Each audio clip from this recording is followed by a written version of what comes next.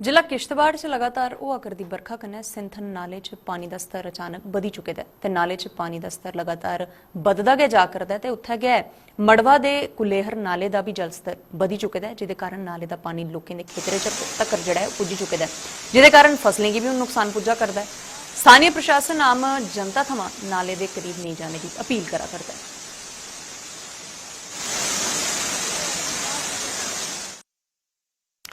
जम्मू नगर निगम द्वारा जम्मू शहर च विशेष पौधारोपण अभियान चलाया जा करदा है ते इस अभियान के तहत अज जम्मू नगर निगम ने वन विभाग के सहयोग कन्नै जम्मू के ward number 1 Chowgan Salathia park च प्लांटेशन ड्राइव चलाई है जिदे च डिप्टी मेयर पूर्णिमा शर्मा ते वन विभाग के अधिकारियों के कन्नै बाकी लोकें भी पौधारोपण किया। चौगान सलाथिया जो हमारा म्यूनसिपल पार्क है, यहाँ पे हमने फ्लावर्स के और अपने मेडिसिनल प्लांट के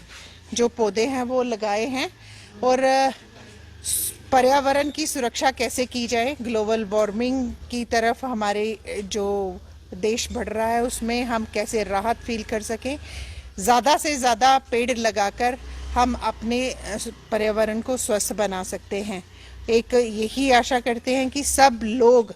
किसी का जन्मदिन हो, घर में कोई भी खुशी हो, बच्चे का जन्मदिन हो, बुजुर्गों की कोई भी एनिवर्सरी वगैरह हो, तो उनसे एक ही आग्रह है कि आप पेड़ लगाकर अपना जो है वो उस महोत्सव को मनाएं।